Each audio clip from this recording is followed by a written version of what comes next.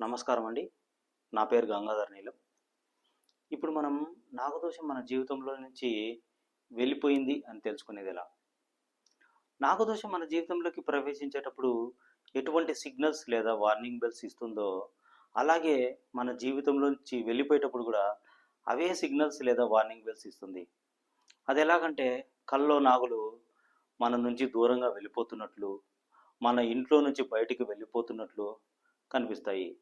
అదేవిధంగా నిజ జీవితంలో నాగులు మనకు కనిపించినప్పుడు పడగెత్తుకొని మనల్ని చూసి వెళ్ళిపోతాయి.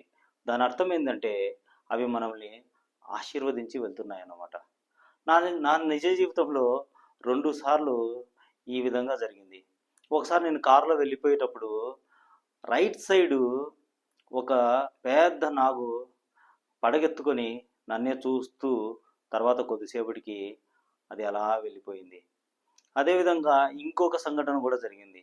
ఇంకొకసారి నేను కారులో వెళ్తున్నప్పుడు లెఫ్ట్ సైడు ఒక పెద్ద నాగు ఒక పడగెత్తుకొని నన్నే చూస్తూ తర్వాత కొద్దిసేపటికి అది వెళ్ళిపోయింది.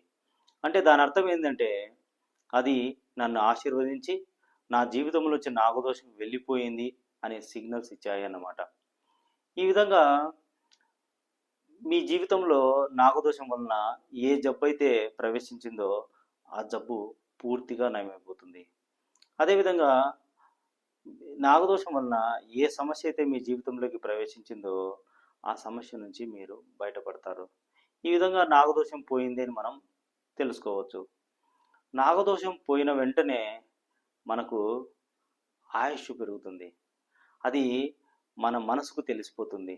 ఎందుకంటే మన మనసు, శరీరం తేలికవుతుంది. అది మన మనసుకు ఆటోమేటిక్గా ఆయుష్ పెరిగింది అనే భావన ఖచ్చితంగా కలుగుతుంది. ఈ విధంగా ఇప్పటి వరకు మీరు నా నాగదోష సిరీస్ వీడియోస్ చూసి నన్ను ఆదరించినందుకు మీకు చాలా కృతజ్ఞతలు. మీరు ఎప్పుడైనా నన్ను సంప్రదించాలనుకుంటే కమెంట్స్లో మీ క్వశ్చన్స్ని మీరు పోస్ట్ చేయవచ్చు. అదేవిధంగా నా ఛానల్లో ఉండే ఈమెయిల్ ఐడికి మీ క్వశ్చన్స్ని మీరు పంపించవచ్చు. నేను ఖచ్చితంగా మీకు సమాధానం ఇస్తాను. మరొకసారి మీకు అందరికీ కృతజ్ఞతలు తెలుపుకుంటూ సెలవు తీసుకుంటున్నాను. Thank you.